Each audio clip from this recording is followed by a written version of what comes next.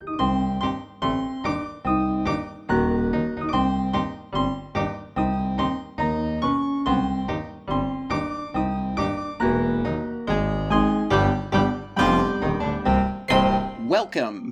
to Finding Monster Right, the show about finding monsters, right? Right. Right. As you can tell, there is more than just the one echo in this chamber. There is. For once. My name is Adam. And we have a special guest today. Yes, as my co-host said, we are joined by Ben. Yes, hello, I am here. Ben is a new listener to the show, and the go-to guy when it comes to our current topic, Kitsune. Excellent pronunciation, by the way. When I was a kid, I called them Kitsunes. I think this is the first time I've spoken the name aloud. So the name of this episode is 21st Century Foxes Making Kitsune Cool, because we know you as a Kitsune expert. Oh, I'm sorry, not expert, enthusiast. Yeah, I don't want to embarrass myself by putting the expert next to my name. I don't need hate mail. Right, no, the Kitsune might get mad. Yeah. You're right, yeah, I don't want to be possessed or anything, so... Yeah, you don't want to be possessed, struck by lightning, seduced, or one of the many abilities my man possessed by this mythological creature. We had the idea of running a PR campaign because I don't think everyone knows how great Kitsune are. Right, yeah. No, the world could use a little more Kitsune love. Yeah, and let's be real here. When I hear the phrase Kitsune, I think of somebody with a furry DeviantArt avatar. And that's very unfortunate. That is all good.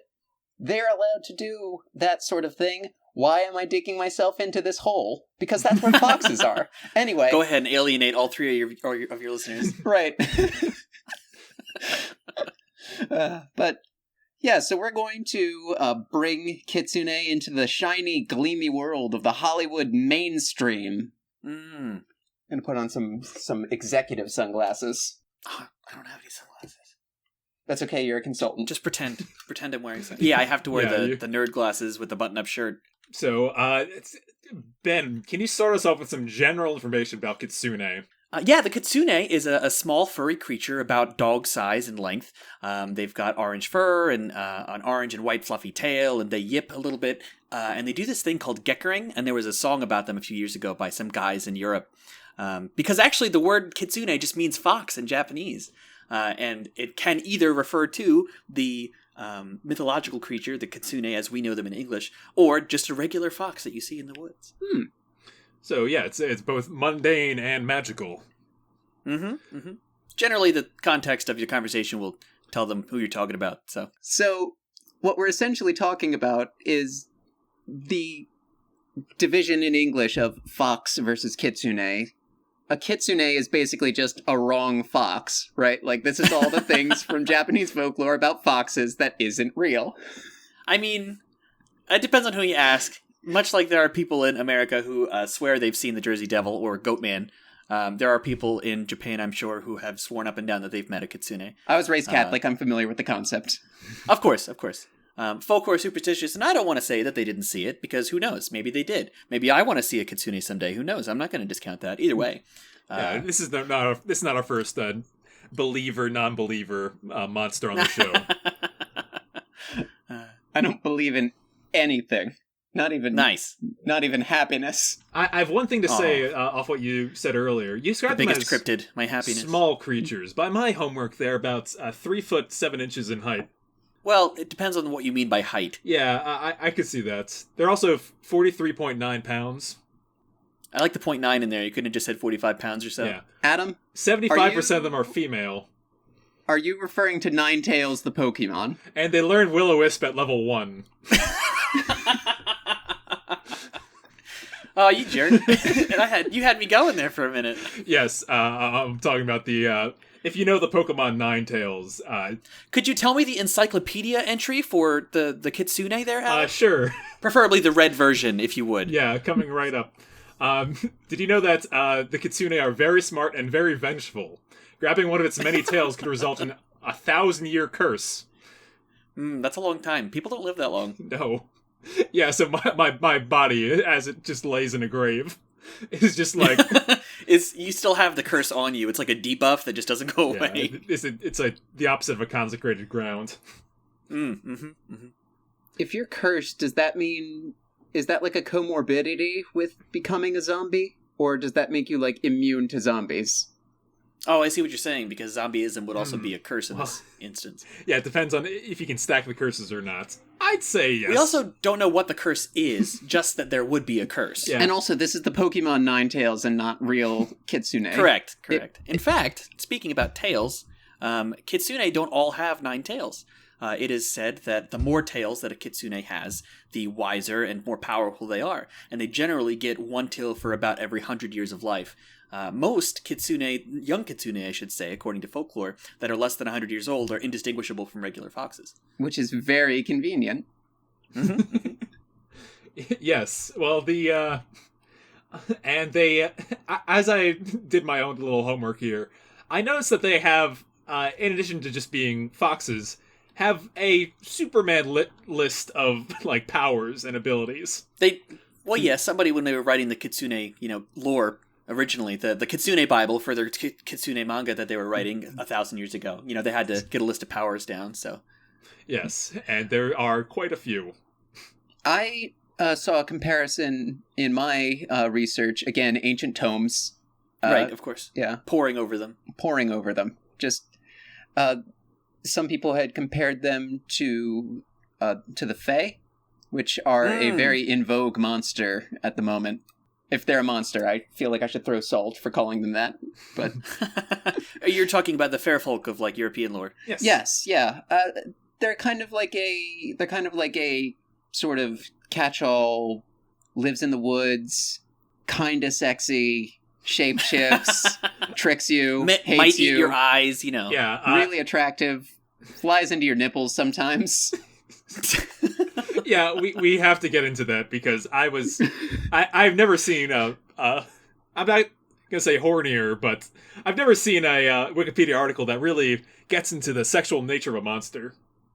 Listen. So we all know, the three of us and the listener all know that this episode was eventually going to tread down this path because you can't talk about the Kitsune without going here. I had hoped perhaps we might convince them to listen to maybe half an hour or so before we, just gave them what they were really here for. But hey, it's your show. We can tease it. We can do a little strip tease right now at 8 minutes. My God. And then going for the kill at 31 minutes. That's very apropos of Kitsune. So this saga is I feel like the Bigfoot episode was our season finale, and my arc for this season is the fall from grace, because after I made fun of Robert W. Morgan, I just got really thirsty for Slenderman for some reason.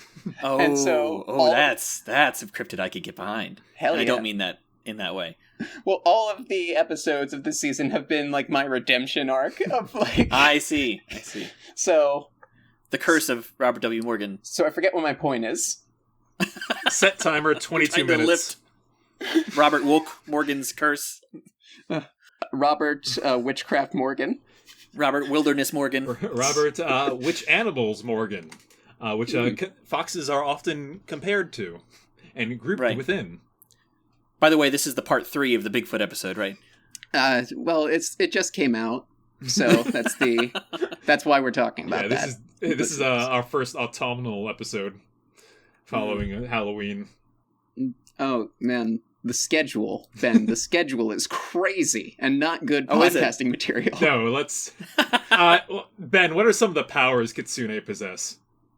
All right, so there is a little bit of a laundry list. Well, more like a grocery list, I'll say. Laundry list. Wait, hold on. Can we talk about laundry lists for a second? Has anybody ever had a laundry list? What is a laundry list? That is a great point. I guess, like, if you're separating your clothes into darks and lights, which with modern detergent, you don't really have to do so much. That's part of laundry chores, but who makes a list? Maybe if you go to, a dry cleaner, and you're like, hey, I got, these 3 suits. Well, it's like a list of green underwear, darks, light green underwear, lights, and you just add an inventory of all of your clothes. Somebody must really like spreadsheets to make an actual laundry list. Anyway, so they have a bit of a grocery list of powers, including but not limited to shape-shifting, which everybody knows about, but we're not talking about that yet. You have to keep listening. They also have the ability to use illusions.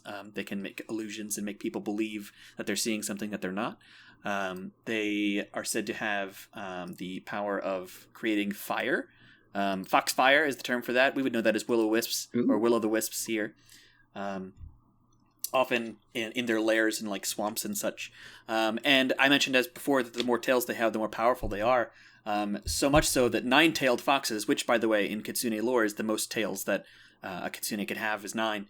1,000-year-old Kitsune are said to have powers of nearly omniscience, that they can know anything about anything on the planet. And most times they use that for their own benefit because they're kind of chaotic neutral little devils. There are some Kitsune that are messengers of a kami, the kami known as Inari. And then there are some Kitsune which are known as like witch animals, like witchy kind of things that cast curses, like Adam was joking about earlier. I think some of the other powers they might have are mostly related to transformation. Yeah. Possession. I mentioned that earlier. They can possess people if they're more powerful. Yes, so it's really a big realm here. Wikipedia calls out a couple others. In addition to generating fire, generating lightning. Yes. Well, fire, lightning, it's all heat energy. Manifestation in dreams. I forgot about that one. That's a fun one. Flight and invisibility. That one counts as illusions. Yeah. Flight. I missed flight. Do you think? Yeah, flight is... Does flight happen at 2 tails? Heat vision, ice breath. They can absorb the sun to become golden after like a million years of bathing in it. No, wrong person. Sorry. I do think one of the tomes of ancient lore that I poured over is a pulled over. We will. Hey, do you know how fast you're going? Book. No, I saw one of the tomes, right? Yeah, I saw a wood carving from the Edo period of a kitsune with 2 tails that was flying and helping a hedgehog collect some golden rings. Oh my! All right, okay. This particular wood carving was called Sonic 2. That's what a strange English name for an ancient Japanese. Wood I once saw a wood carving of a kitsune practicing invisibility. Wait. to the modern eyes, it looked like a piece of wood. Okay. But so this is some of the ridicule that kitsune normally encounter. This is probably why they cast curses on people, because they won't shut up about making fun of them. This is some of the bullying they receive. So we need to give them a good PR spin, yes. Right? Yeah, or do we not do that until like the last 10 minutes of the episode? No, we should do it right now. You've called us out on it, and now that I've called you out on it, right? We really ought to. I mean, it's only right. That is the conceit of our show, so yes, we probably should, but without you here, we almost certainly would have failed at that. Well, I'm a long-time listener now, by which I mean I've listened to 4 episodes today, and I just noticed that is the pattern, so I'm here to keep you guys on track, because the last thing we want is for you to give King Kong his crown, like in the last 5 minutes of the episode. That is the most I've ever heard of anyone listening to our show. So you have failed to self-deprecate, sir. All right, so we're talking PR. How do we make it fashion? Well, fashion. Well, fur is evil, so you can't go that route. Really quick, just to kind of direct us in a particular route here, I want to play a little game. Kitsune, therapist, therapy animal, or needs therapy. Every monster falls into this one of these categories, and I think it can tell us as like, all right, is this a friend, a foe, someone that needs help, someone that can help? Well, it depends. So let's address the elephant in the room. Therapy animal, kitsune. Yes, no, or is it greater than an animal? I don't think therapy animal is necessarily, in the context of this game, I don't think that necessarily implies like a subhuman intelligence. So a therapy person, a therapist? Yes, that's one of them. Wait a minute. Well, that's... Wait.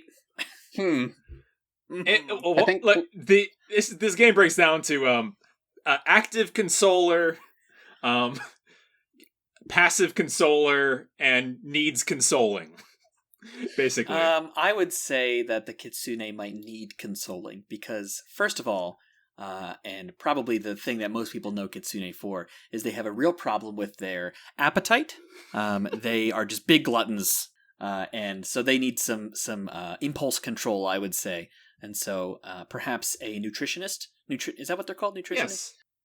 Yeah, so they might need a nutritionist. Nutritionist is a weird term because, like, it's not a protected term. So right. You can just call yourself a nutritionist and, like, talk about chakras or just tell people to eat hot dogs or whatever. Have you... Dietitian is, like, the scientific word. Have you guys tried my new cereal? Chakra O's? Ooh. Count Chakra Oats. I'm a registered nutritionist.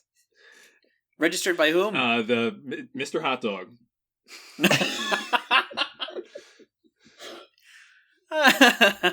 No, I think that the Kitsune needs a dietitian because supposedly their appetite consists of just absolutely insane amounts of tofu and other things that I can't remember or pronounce, like inari sushi. Which is you both remembered that and pronounced it, so I think you're wrong. Right, but now I don't remember what it looks like. I'm thinking it's fried tofu with sweet soy sauce on it, and then there's also udon inari or kitsune udon rather that has that same fried tofu, like almost a pocket, and it's flavored with like the sweet soy sauce. What's their take on jelly-filled donuts?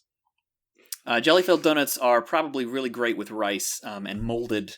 Right after they're hot. That's the best jelly-filled donut. Makes complete sense. Now, I'm reading a quote here on the Wikipedia page from folklorist Lafcadio Hearn, who says, they eat only what foxes are believed to like. Tofu, aburange, azukameshi, etc. Now, that's not what foxes eat. Right, of course. Everybody knows foxes eat berries, mice, I think. Berries, water. Would they eat water? Yes. Yeah. Much like raccoons. Who doesn't? I'm a fan. They also talk about on the page that once someone has been freed from the possession of a kitsune, they will not want to eat these things ever again. Right, naturally. Well, that's a good segue. Speaking of, let's talk about their gluttony when possessed. Like that plays into why they possess people, and we can talk about possessions a little later in full. But 12 minutes. Part of the reason they possess people. My clock says. Say again? 12 minutes so we can talk about it in full. Oh, right. Okay, all right. So, you got 12 minutes left to listen until we talk about, what you really want to know. And that's a timestamp for any of you savvy listeners if you kind of want to cut to the chase. I've been pretty quiet this first half. Good stuff.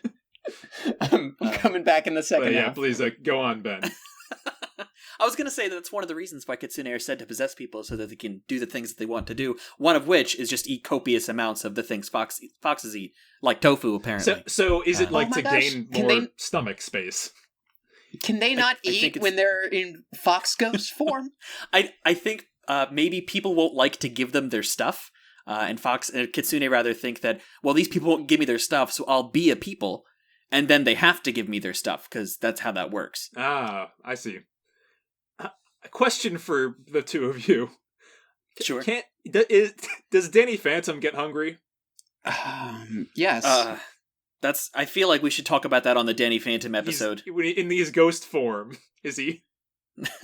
No, I think it pauses. I think it pauses. That's a handy ability. No, I don't think... That's my superpower, never getting hungry. I think there definitely could have been a scene where, like, his stomach rumbles and there's a side plot about a burger ghost or some whatever the heck. That's a good bet. Or ectoplasm and where it really comes from. Yeah. Yeah. So, I don't... That's my basis for understanding ghosts. I just want to... Ooh. Okay. All right. Danny Phantom is an episode topic, I think. Yeah. That counts. So you should save all that good Danny Phantom lore for the Danny Phantom episode.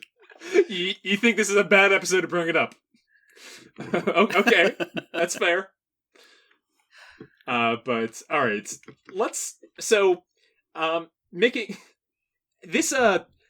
I'll be honest. On paper, Kitsune is not sounding real friendly. No, they're not. They're not really friendly creatures. So I don't know. If I'm looking at this from an outsider's perspective, it's like, oh, now the more I understand about Kitsune, the less I want to hang out with them. I see. How do we Okay, flip that around? Well, what if we just the being possessed and then not eating tofu thing? Here's my angle: meat substitutes like tofu and my personal favorite, seitan. But okay. What, really? That's a thing. I've never heard of that. Oh yeah. No, it's fried gluten, I think. Oh, I see. So people with celiacs would not be partaking of seitan. Is that how it's said? Yes, it is. Right, okay. I think it might be pronounced Satan, but that's a different. All right, marketing I was problem. just making sure that I'm making sure I was hearing the same thing here. Well, so meat substitutes really hard to sell in the U.S. Yes. The Kitsune is like a friendly fox who loves to make you eat real meat, and we can go on like a weird, derogatory, anti-vegetarian spin. Oh, I see. Okay. Hating on people that are responsible about the food that they decide to eat is really popular here. Really drive into that spite factor. Yeah. Okay. I was actually thinking of, as soon as you started mentioning like food processing, I was like, what if like on the tofu container at the store, you saw like a friendly Kitsune like mascot? Well, first of all, I think we need to rename Kitsune. If we're going to give them a whole PR campaign, they need a new market-friendly name. And so to do that, well, maybe not Americanize, but to publicize the Kitsune for the West, we have to go into the origins of the name, and then we can come up with a new name. So the origins... Good starting point. Yes. Yeah. I figured we could use some direction. So the origins of the name Kitsune, nobody really knows. However... I have heard it said by one source on Wikipedia that it comes from the combination of the words kitsu and ne. And kitsu is an archaic onomatopoeic term, which basically means the thing that the animal said. And it is said much like the cow says moo or the dog says woof. The fox says kitsu. That was an old way to now it says konkon or gongon, depending on who you ask in Japan. But kitsu is an old term for what the fox said. That's what the fox said. Which answers... Yeah, it answers that age-old question. What did the fox say? It said kitsu a long time ago. Net is it is sort of a term that you put on the end of a sentence when you want to show enthusiasm for it. Like, kitsune ga suki ne, which basically means, I like kitsunes a lot. And that net term, it's sometimes it's feminine, and sometimes it just shows excitement, and sometimes it's a question word. But that net is almost like a cute little... punctuation word. So my brother's girlfriend just got a kitten. Okay. And its name is Oregano. So that's adorable. Yes, it is. So I would call it like Meowne? Yeah. So like Nyane would be like the Japanese version because the cats say nya. So Meowne would be essentially the same. Like, so you could call it, I guess, if you were to take the onomatopoeia of kitsu, and you were to take that what ne means, which is like enthusiasm or adorability, cuteness, you could say, if you were to do that to a dog, you would say something like barky. Yeah. Okay. So for a fox, it might be like yippers. Yep. We don't have to marry that name, of course. Just that would be something. Very interesting choice of words. 30 minutes. That's a P on that, by the way. Yip. I know what I said. No, yip. I like yippers. Can we bring in the extra tails as a thing?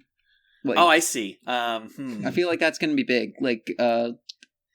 Like what's the great thing about a fox's tail is that it's bushy. It's bushy. It's right. Yeah. Well, okay, that's.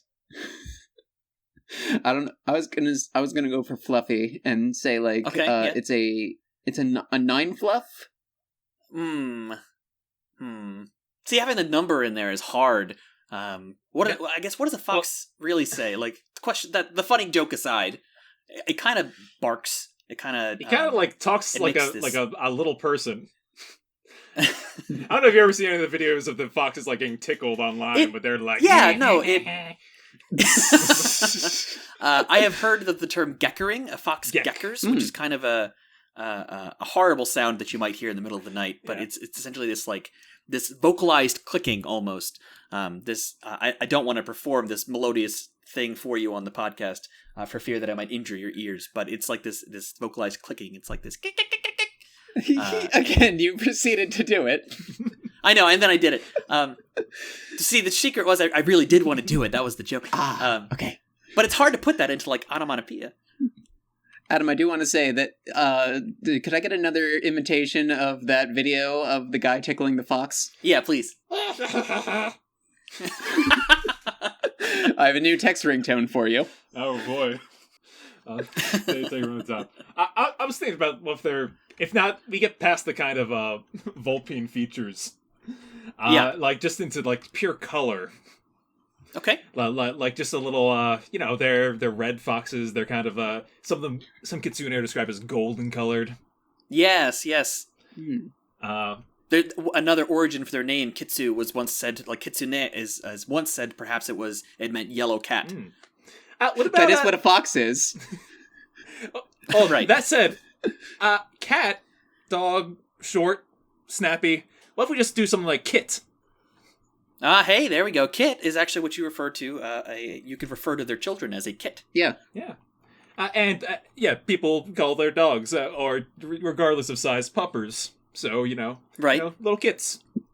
That is, for those of you keeping track at home, that is the third time that Adam has ever said the word puppers. And it's not getting any easier, let me say. We'll get him there, folks. But that one syllable is hard. You can't, if we're going to rebrand a Kitsune, you can't just have one syllable, especially not in the West, because it doesn't latch on to people unless you have an exclamation point, like Jeb, right? So unless it's going to have an exclamation point, and it's not. So maybe, perhaps, we hone into like that whole, the Eastern belief that instead of it being more dog-like, it's cat-like, so we could call it a Kit Kat, you know? Ooh. What do you think?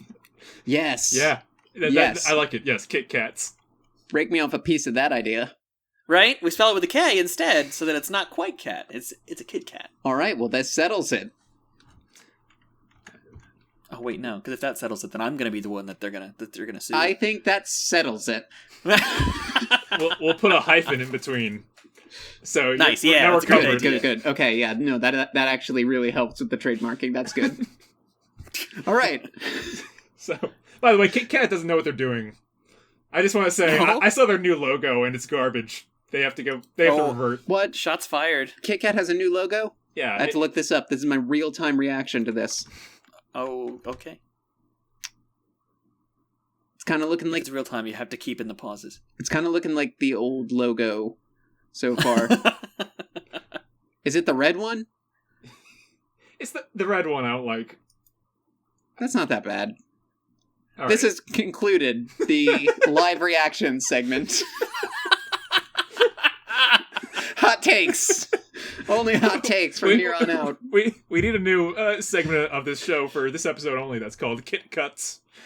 Kit Cuts, yep. It's when a bit doesn't work. Can we get some music for that? Some Kit Cut music? It'll be our most produced segment. Don't do this to me. No. We'll have sponsors for it. Sponsored by Kit Kat, ironically enough. Oh, that would be... Kit Kat, if you're listening. Kit Kat, if you're listening, you can sponsor my hot takes on your... I think we should give them a break and move on. Good idea. All right, so let's move on. So we're talking about Kit Kats now.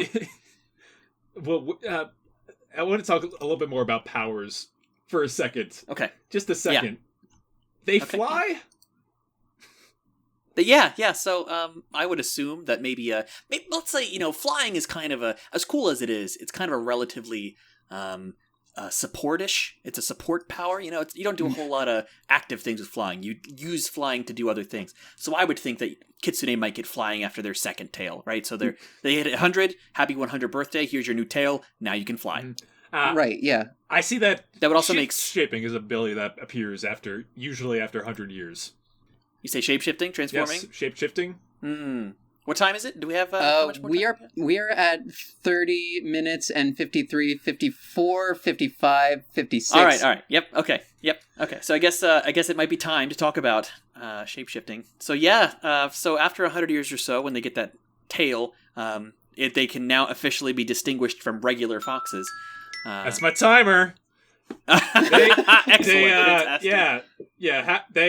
They got some characteristics like a vampire succubi. that feed on life they do. the life or spirit of human beings, generally through sexual contact. Via sexual contact. So Kitsune can steal the life force of humans by possessing them, or it's transforming into a beautiful woman and luring them to their nest of sorts. And They're so very particular about who they transform into. I noticed that. Yeah. Because the list just grows, because it starts very particular. They're like, they're mostly beautiful women. Also young girls, elderly men, and sometimes young boys. But mostly beautiful women. Yep, but they it doesn't matter about their age or gender, and they can duplicate other people. So anyone. Yes. But yes, beautiful women. And when they possess young women, how does it happen? So generally, they can either possess them through underneath of their fingernails. That's one way that they can do it. There's another one that I can't quite remember. It's right on the tip of my tongue. Adam, do you perchance have that up? Maybe. Oh, hang on. I have to open up a tab for. I have a bookmark for Nipsune. Oh no! You've got to be kidding. No. Well, that internal. No, you're not kidding. Well, that internal screaming that you're hearing in my head that is psychically manifesting into my microphone is the phrase "or through her breasts." Yeah, so Kitsune can possess women through their breasts as well, which is unfortunate if you ask me. It can't be pleasant. And then what happens after that is once the person is possessed, they are said to have their facial features changed to be more like fox-like. They'll have closer eyes, and their eyebrows might narrow, and their face might narrow. And then if for those keen of eye, they might be able to notice these sorts of things. But from history's standpoint, supposedly you're not supposed to be able to notice these things if the Kitsune is worth their salt. Yeah, you'd be a pretty bad Kitsune if you immediately turn to person and you don't get the person's stuff right, especially if you're looking at them for 100 years. Yeah, of course, naturally. Is that a skin sona? Oh, stop, please. Do not do this to me. I'll leave. I'll leave right now. Okay, I'm sorry. Come back. But yeah, I believe this is where most of the stories of people thinking they spot Kitsune come from. When they see someone that reacts in a weird way, or perhaps their shadow looks fox-like. Yes. Perhaps someone is looking at someone and they think they see a tail, or see a fox-like grin to their teeth.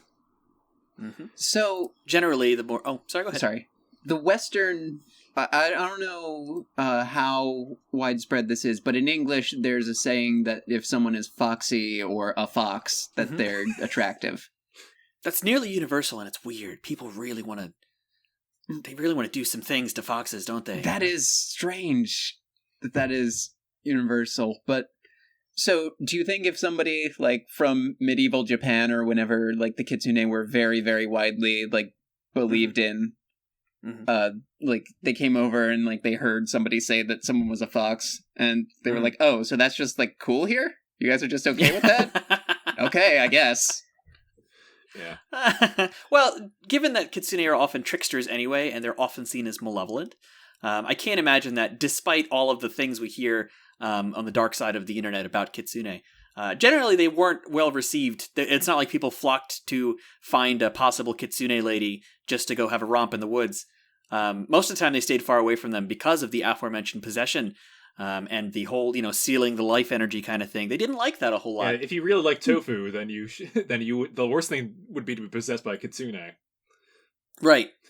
Well, you eat just a bunch of tofu while you're possessed, but then afterward, then you don't the want worst thing ever. Right. So yeah, let's talk a little bit more about Kit Kats and how we can spin this in a way that's sex positive. Okay. All right. Okay. So I think this is when most PR agents would leave their clients. Oh, yes. When this sort of thing comes to light. This is what we call a deal breaker. Right, yeah. But I think I have an idea now. Okay. I got 3 words for you. Okay. Fox bras. Now hear me out. It's a bra lined with all of the things that foxes hate to keep foxes from flying into your boobs. Right. That's a great idea. Yeah, I could totally see making a fabric out of the same stuff that tofu's composed of. No, but they like tofu. Oh, hang on. You're right. What's the opposite of tofu? Meat. Yeah. Oh, yeah. You get Meat bra. Foxes hate meat. We got the Gaga connection. We're in. Yeah, get a meat bra. Yeah. That'll save you from Kitsune. Yeah, bacon bra. Make it. Aren't boobs just meat? No, we're not. This is different. It's not meat till it's dead. Good point. You know what? I don't really want to talk about this anymore. Yeah, we've slipped. Who would have guessed that this topic would have led us astray? Not me. I would have guessed. I might have had some idea. I have a great topic to get us transition us out of this. So, talking about tricksters in fiction. Yes. One of the most lovable tricksters of all kind. Donald Duck. Well, close in a way. Oh, okay. Bugs Bunny. Oh, hey, you know what? I thought you were going with Loki, and so I thought my joke was that it was so far off, but I did not expect you to go Bugs Bunny. But yeah, go ahead. Bugs Bunny, classic trickster. Real Right. Loki energy coming from this. A lot less sex appeal than a Kitsune. Yeah. Well, I do want to say... I said what I said, and I meant it. There's a no. Okay, this episode can't start with me bashing furries and end with me transitioning into furrydom. Like that is not what this episode is about, and I will fight it. I just want to say that Bugs Bunny, real trickster energy, and everyone loves Bugs Bunny. Right, and everyone's on his side. It's because he has a nemesis of sorts. Is that why people like him? Is because he has a nemesis? It's because they see someone that's antagonistic against him. They see someone who, and they immediately are on his side. Yeah. I see, yeah. People love taking sides. Between a hunter and the prey, you side with the prey. Mm-hmm. Yeah, no, that's fair. Especially if the hunter's, like this, Second Amendment nut. What, like Elmer Fudd is a Second Amendment? Yeah, I think so. I think Elmer Fudd would not like cooperate with wearing a mask to the grocery store. This is a different discussion, I think. Yeah, and this is a galaxy. I touched you on it that. It's a Galaxy Brain play, though. I gotta say, Elmer Fudd not wearing a mask to the grocery store. So, what's your favorite part of the Kitsune episode? Oh, the part where they talk about how Elmer Fudd is an anti-masker. Yeah, but So I think if you can get behind a trickster if you think that they're like the victim in this situation. Yeah. Okay. So I think we need to introduce an antagonist to a Kit Kat. Oh, that's easy. A dog. Dog. Well, yeah. I think people like Kitsune dogs. hate dogs. I know people like dogs, but listen, you make the dog real mean, right? In this scenario, right? Elmer Fudd is a cartoonish buffoon, a real Nimrod, as Mr. Bunny would say, and because he is cartoonish, people like to hate him. Because he is obviously both dumb and mean, people like to hate him. If you make a dumb, mean dog, I love dogs. Dogs are my favorite. I'm a dog person. But if you make a dumb, mean dog to be the enemy of this nice, sweet, might want to lay with you in the woods Kitsune, people are going to want to get behind that. Yeah, not bad. I think that there's something to be said about if we pitch the Kit Kat as endangered in a way. Right. Oh, yeah. Okay. Yeah. Yeah, Like the magic in the world is leaving or something. Mm-hmm. Yeah, they and that's what they that's part of their diet. What is magic? Yes. Oh, right. Yeah, they have to consume magic to survive. Oh, well. So they're the reason why the magic is leaving? No, look, just because pandas eat bamboo doesn't mean that there's a bamboo problem. That's true. The problem is mostly with the pandas there. There's plenty of bamboo, not so much pandas. Right? Yeah. So, well, the biggest, meanest dog, of course, is a wolf. Oh, yeah. Naturally. And the biggest and baddest of wolves is the big bad wolf. Yes. Okay. Yeah, I like this. Going a fairy tale route. I dig it. If we present the Kitsune, the Kit Kat, in a fairy tale environment, anthropomorphize it in a not literal way. Yeah, even though it could totally do that. Instead of all the stories about it turning into a people and tricking others, if the story is about it being chased and it's literally 3 little pigs, but 3 little Kit Kats. I think it would work out pretty well. Okay. Okay, but won't people just realize that we're ripping off the Three Little Pigs, though? How do we make it different? Well, in that case, we have to, for the first time ever, make a fable here. Okay. All right.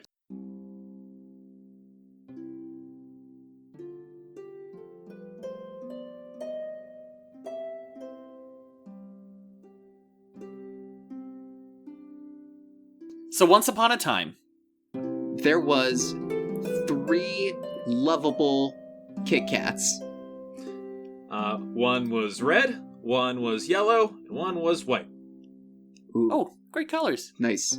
Yeah. Ben, I think it's your go-round. I think that's Oh, what right, we're yeah, doing. okay. These Kit Kats loved to play in the woods and pretend to be other things like frogs and bubbles and little fireballs in the sky. But One day, they received a call. I'm sorry, hold on. It's funny you should mention telephones, because there's a bit of Kitsune lore behind the way Japanese folk answer their telephones. So, yeah, I promise this was related. I can't believe it's not related.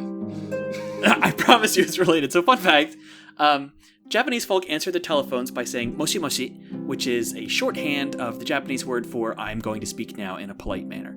And moshi moshi is actually the phrase like, excuse me, I'm going to speak, but twice. So moshi is the shorthand for that. But supposedly, Kitsune, they can't, when they shapeshift, one of the ways to tell it's a Kitsune is they can't pronounce words correctly, especially long words. So they would shorten words, and that's one of the ways you can know that they were Kitsune.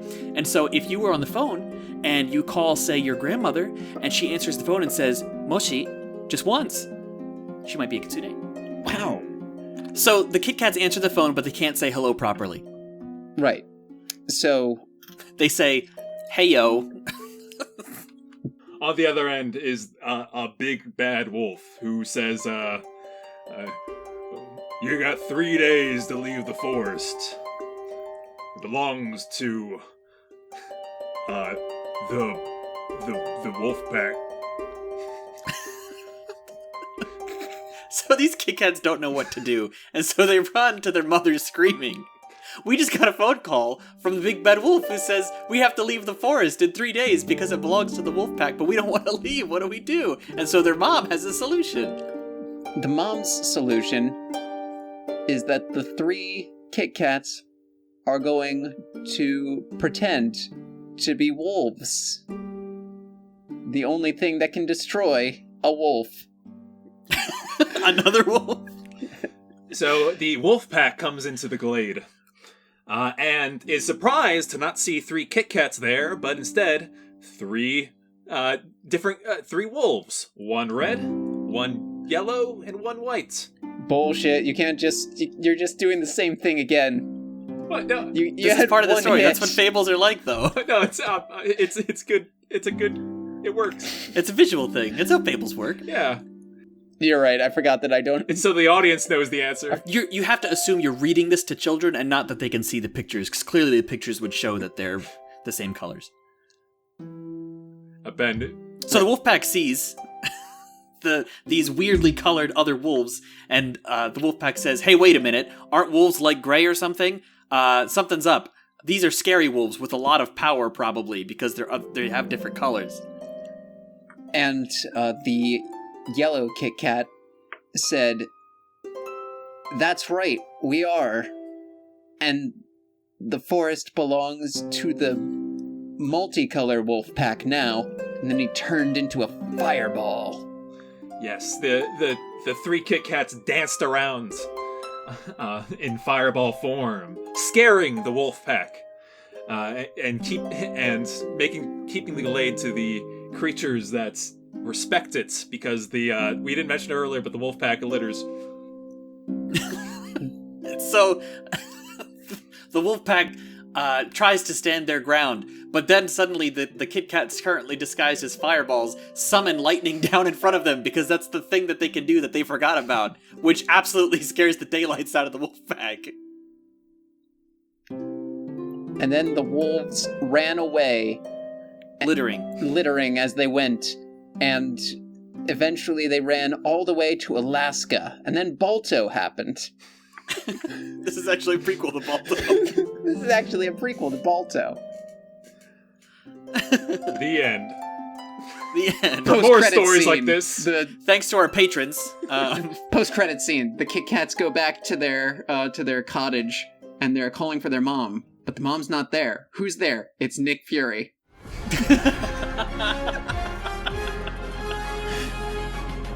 Nick Fury, damn it. Nick Fury. For the Avenged Furs, whatever. Oh my gosh. I'd like to talk to you about the Anthro Initiative. Man. No. All right. That's good. That's good tie-in. But see, the old fables, they don't have that shared universe thing that's so hot right now. There's no grim cinematic universe out there. Yeah. And for someone that uses literally giant wolves that bother people, like, repetitively. All the time. I think that the two Grimm brothers were sleeping on an opportunity here. Could have been the same wolf. It was right there. I was not sleeping on the opportunity, for I do not sleep. I lie awake in agony and think about the foxes that took everything from me and my bones. That's Wilhelm, right? Yeah, I think it changes every time I do the impression. It's one or the other of the Brothers Grimm. To hear more from the Brothers Grimm, see the Rumpelstiltskin episode. They were in a couple different episodes, I think. What's the name of the fable? Which one? The one that we just did, Ben. You know, the memorable one. The Kit Kats and the Wolves Who Litter. Oh, yes. Yeah, no, that's all you need. The two characters. So, yes, I like it. I think that's... If I had a child and read them a book about Kit Kats that went... No, wait, the Littering Wolf Pack. Sorry. It's the Littering Wolf Pack. That went that way. I think I would definitely sell them on them as creatures. Yeah, they'd be rooting for the Kit Kats there at the end. They probably would want to be Kit Kats themselves. Oh. Which, they might be able to, given a chance. Oh, if Kit Kats are real, that's a problem. Isn't that the whole point? Is that we're trying to pretend like we're pushing for the, suspension of disbelief here? Yeah. Yeah, but, what if the Kitsune, catch wind of that and they're like, oh, good. Now we can possess more kids. I don't want to... Wait, that wasn't the goal of this episode? I thought we were trying to help Kitsune possess people. It's kind of like a possessing, their heart, not in, a literal... Oh, right, possessing... Yeah, that's also what I meant, possessing their heart. Oh, okay. Yeah, mm-hmm. Totally. Well, Adam, can I pull you aside for a second? Yeah, to sure. The podcast?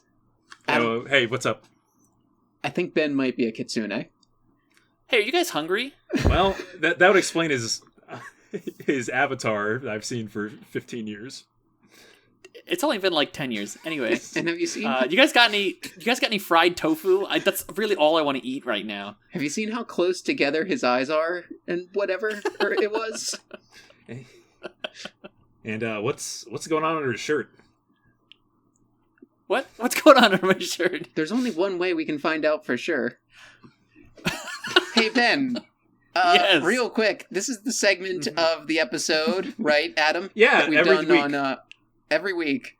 It's called, what's your favorite kind of mice to eat? Adam, why don't you go first? Oh, boy. I listened to several episodes, and I don't think this is part of the show. Oh, it's a Patreon exclusive. I'm a field mouse guy myself. Those city mice ain't having it. No, of course not. This is field mice. They've got extra. Yeah, it's like in Wild Chicken. I'm kind of a fan of some free range field mice. I'm kind of a fan of some roughage in my diet, so I like to eat computer mice. Now,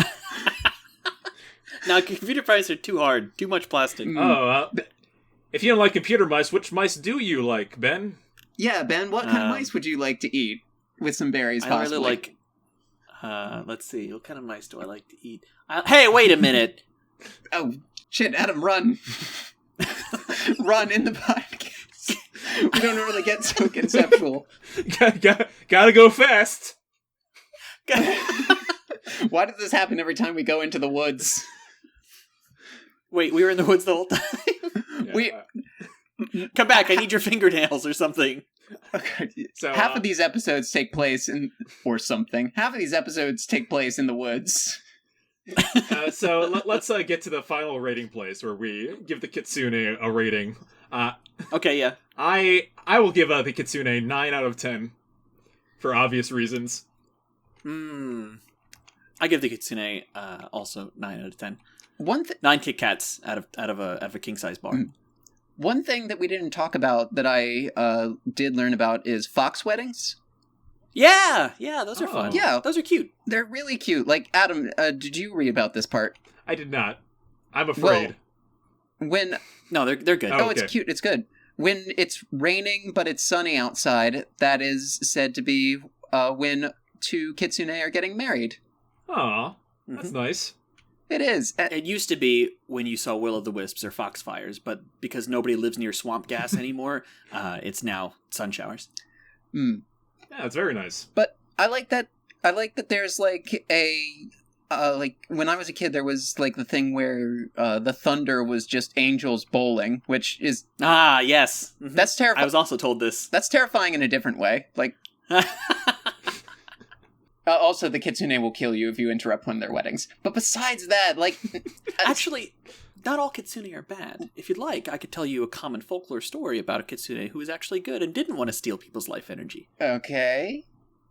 So the story goes that a gentleman once was looking for a bride, and he found a beautiful bride in somewhere. And he married her, and he brought her home, and it turns out she's actually a Kitsune the whole time, but he didn't know this.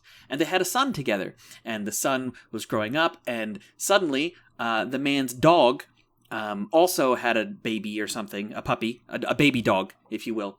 And the puppy, as it grew older, was aggressive, and it constantly barked at the mother, who was increasingly afraid of this little dog who was growing up, until eventually the dog got big enough to actually threaten the mom, and she turned back into her fox form and ran into the woods. And the man who married her was said to have gone into his backyard and shouted into the woods, "You may be a Kitsune, but you are still the mother of my son. You are always welcome here." And so every night when the dog was asleep, she would sneak back out of the woods and go to sleep in his arms in his bed. Aww. I thought that story was going to take cute. I thought that story was going to take a horrible turn. No. I mean, there are lots of them that take horrible turns, like eating your grandmother kind of horrible, but that's a good one. Yeah. Well, and it also feeds into the etymology of the name, Kitsune, which Kitsune also means something along the lines of always comes. Oh, well, there you go. Like as in one who is reliable, always comes. I would definitely work that into our fable about how reliable they are. That's definitely a positive trait. Well, I have to give a 9 out of 10, and that could be elevated to a 10 out of 10 rating if my meat bra idea gets off the ground. Right, yeah, we're pending. Yeah. 10 out of 10 is pending. Patent pending. So, tune in next time where we're finally out of the woods and exploring the islands off the coast of California. Adam, what monsters on the islands off the coast of California? Tune in next week to find out. Well, Ben, thank you for coming on the show. We're sorry. Yeah, Thanks, absolutely. Ben, a lot. No, it's good. I had a lot of fun. I think you will be appreciated. Oh, I hope so. That's nothing I like more than being appreciated. It'd be the first time. Oh, God. All right. So I can come back, right? I'm a regular now? I'm like a third co-host? Yeah. I think so, yeah.